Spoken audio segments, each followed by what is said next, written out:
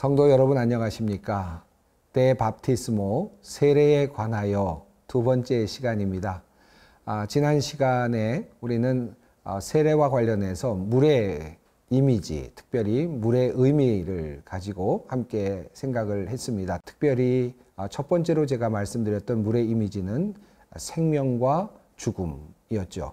한편으로 물은 생명을 주고 한편으로 물은 또 생명을 앗아가기도 합니다. 그래서 한편으로 물은 심판이기도 하고 한편으로는 또 축복이기도 하죠. 하나님께서 이 세상을 창조하셨을 때 물을 나누심으로써 인간이 살아갈 수 있는 환경을 만드셨다라는 것을 우리가 살펴보았습니다. 그리고 여러 가지 구약 성경에 나오는 물의 이미지들에 대해서도 살펴보았습니다.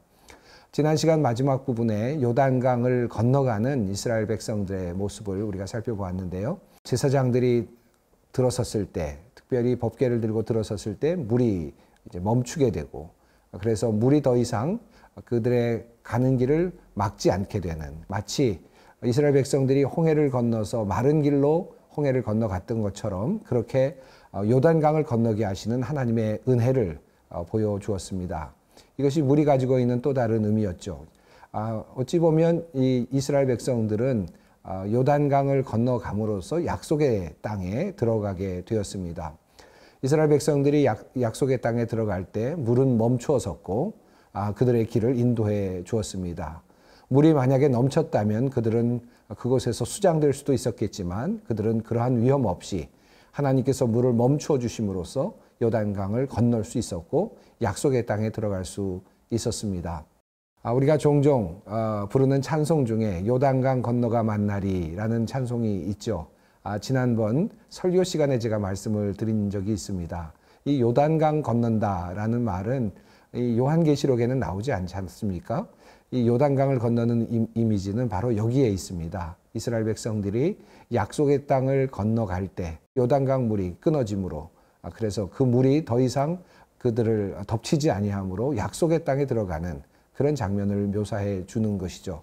우리가 언젠가 이스라엘 백성들과 같이 하나님의 나라에 들어가게 될 때 우리도 의미론적으로는 약속의 땅에 들어가지 않겠습니까?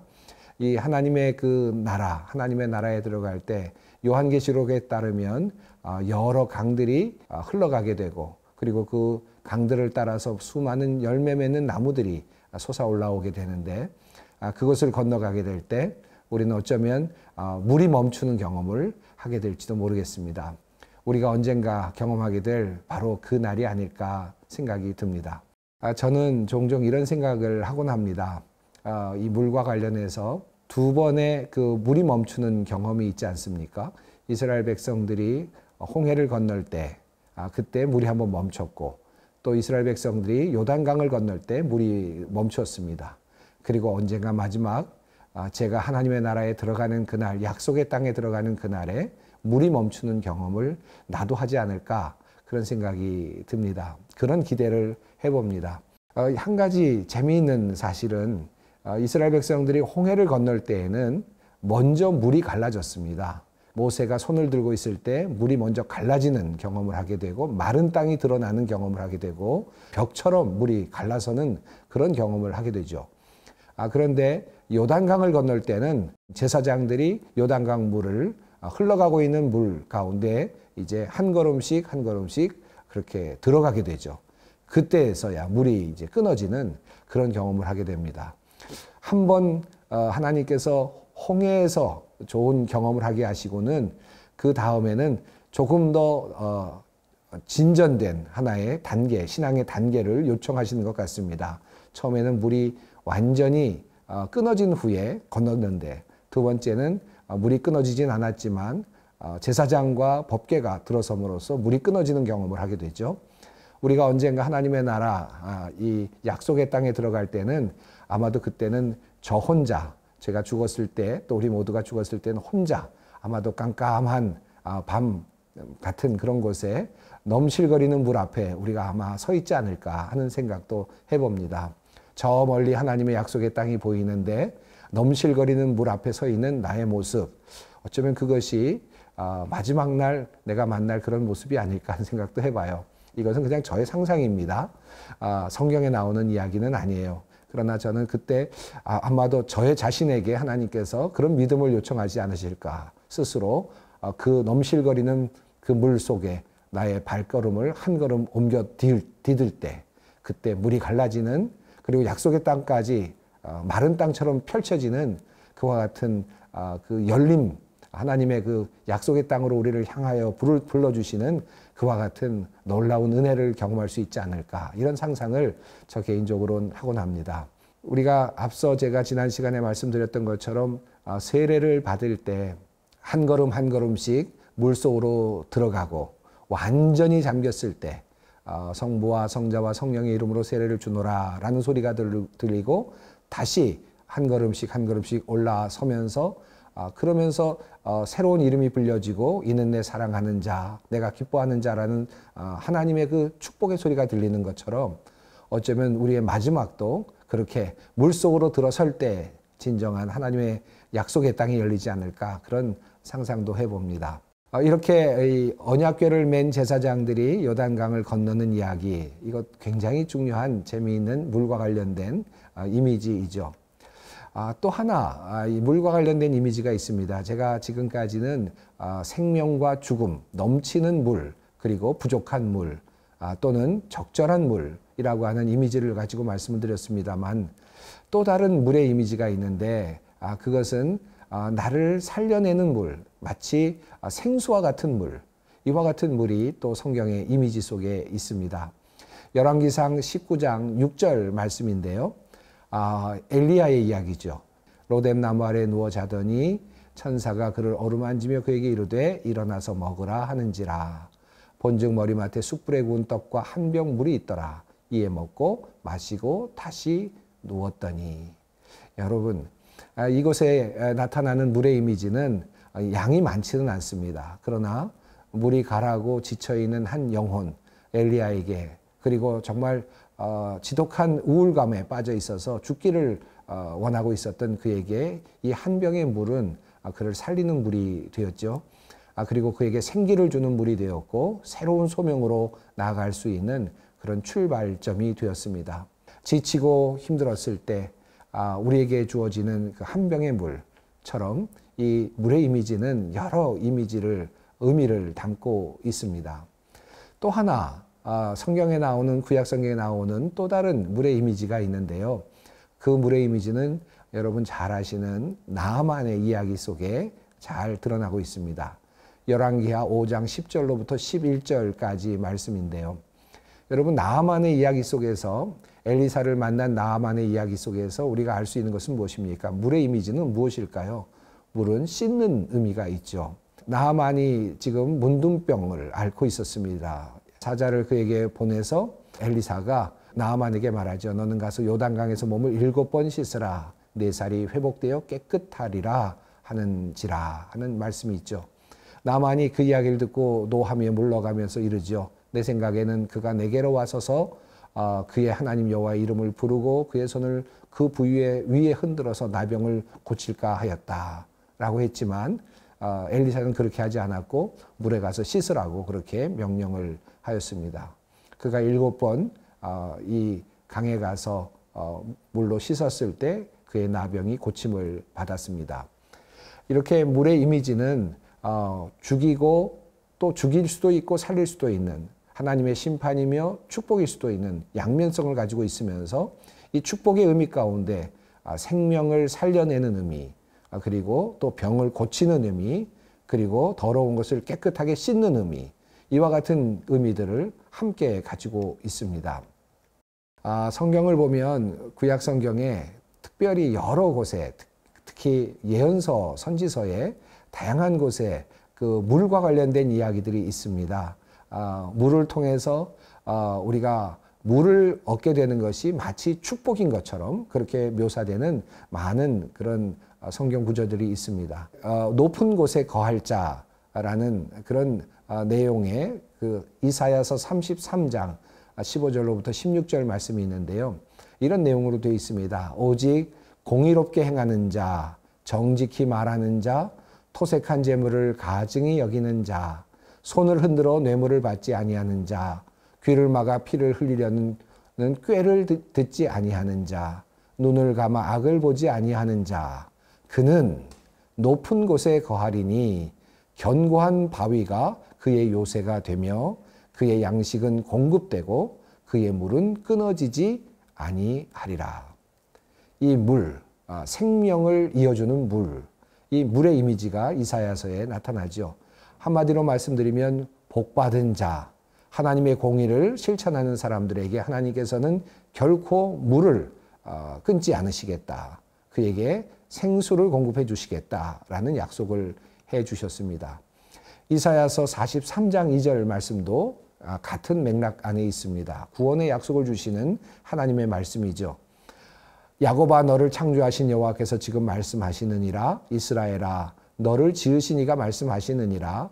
너는 두려워하지 말라. 내가 너를 구속하였고 내가 너를 지명하여 불렀나니 너는 내 것이라.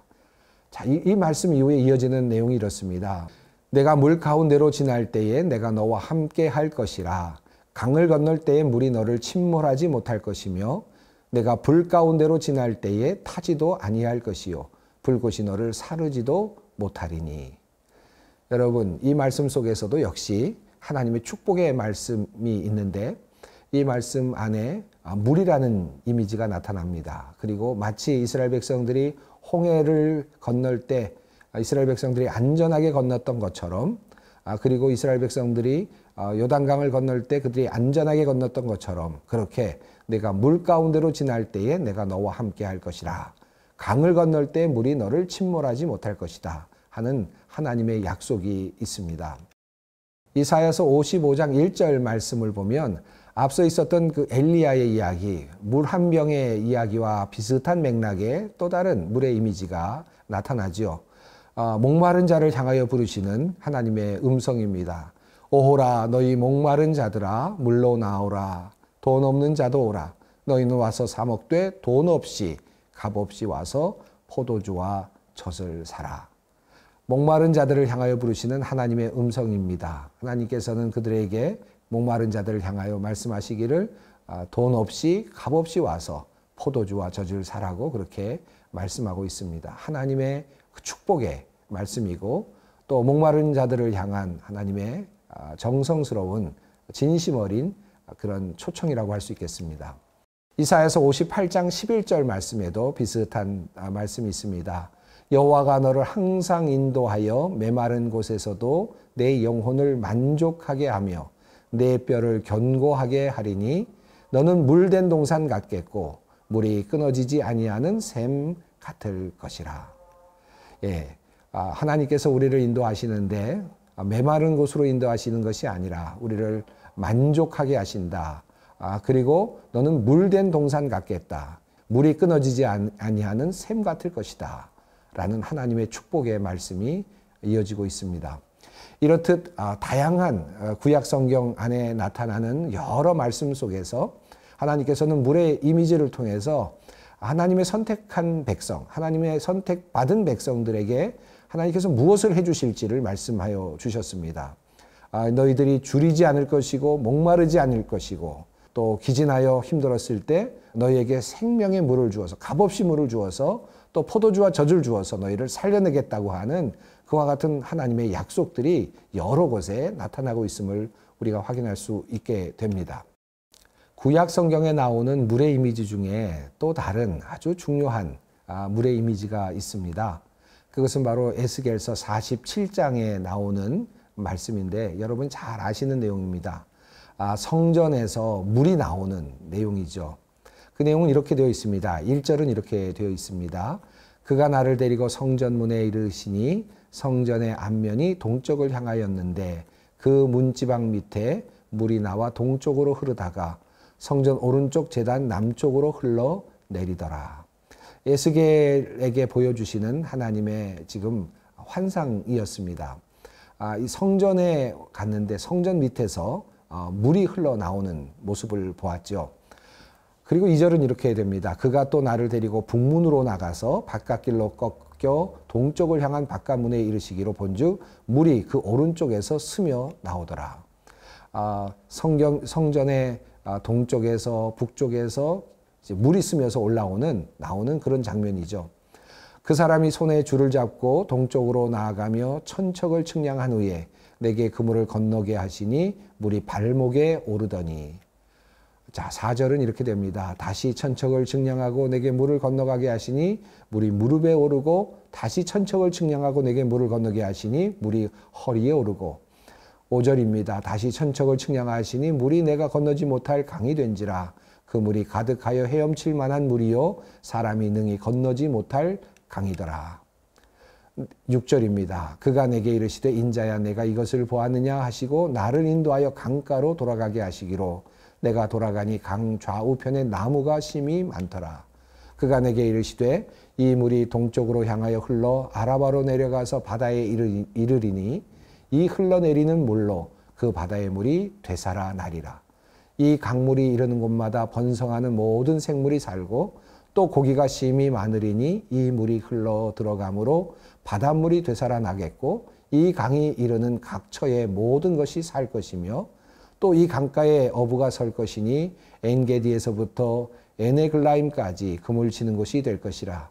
그 고기가 각기 종류를 따라 큰 바다의 고기같이 심이 많으려니와 그 진펄과 갯벌은 되살아내지 못하고 소금 땅이 될 것이며 강 좌우가에는 각종 먹을 과실나무가 자라서 그 잎이 시들지 아니하며 열매가 끊이지 아니하고 달마다 새 열매를 맺으리니 그 물이 성소를 통하여 나옴이라. 그 열매는 먹을 만하고 그 잎사귀는 약재료가 되리라. 여러분, 이 말씀은 또 다른 이 물의 이미지를 우리에게 주고 있죠. 생명과 그리고 죽음이라고 하는 그런 이미지를 한 걸음 더 넘어서서 이제 이 물은 그냥 물이 아닌 다른 차원의 물을 이야기하고 있습니다. 다시 말하면 물이 있었는데 그 물이 모두 썩어 있었단 말이죠. 그리고 강들이 모두 썩어 있었다는 말입니다. 완전히 이제 쓸모없는 물이 되었다는 말씀이죠. 그런데 하나님께서 성소를 통하여 새로운 물을 올라오게 하시고 그 물이 강처럼 흘러서 성소를 통하여 온 강으로 향하게 만드시고 바다까지 이르게 하셨다. 그리고 그 물이 바다에 이르자 그 바다를 깨끗하게 하고 바다를 치료하였다라고 하는 말씀입니다. 이 물은 그냥 물이 아닙니다. 물을 깨끗하게 하는 물, 이 세상의 물을 깨끗하게 하는 물, 또 오염된 물을 깨끗하게 하는 물. 자연의 물이 있었지만 그 자연의 물이 물로서의 역할을 더 이상 잃어버렸을 때, 그의 어떤 효과를 잃어버렸을 때, 오염되었을 때 하나님께서 성소를 통하여 물이 솟아올라오게 하시고 물을 청소하는 물, 물을 깨끗하게 하는 물로 하나님께서 성소에서부터 물이 흘러가게 하시며 그 물들을 새롭게 하시는 그런 역사를 보게 됩니다. 여러분, 또 다른 물의 이미지 여러분 아시죠? 요나 이야기. 요나가 물고기 뱃속에서 하나님께 기도하는 이야기, 또 물속에 던져지는 이야기, 폭풍 속에서 그가 던져지는 이야기. 이 요나의 이야기는 물속에 그가 던져졌지만 그럼에도 불구하고 하나님께서 그를 물고기 뱃속에 두심으로써 그를 살려내시는 좀 독특한 이야기입니다. 물속에 들어갔지만 그러나 물이 갈라지지는 않았습니다. 그렇다면 인간 요나는 죽을 수밖에 없지 않겠습니까? 그럼에도 불구하고 하나님께서는 물고기를 보내셔서 그를 뱃속에 두시고 그를 살려내시는, 그리고 그에게 다시 새로운 소명을 주시는 그런 장면입니다.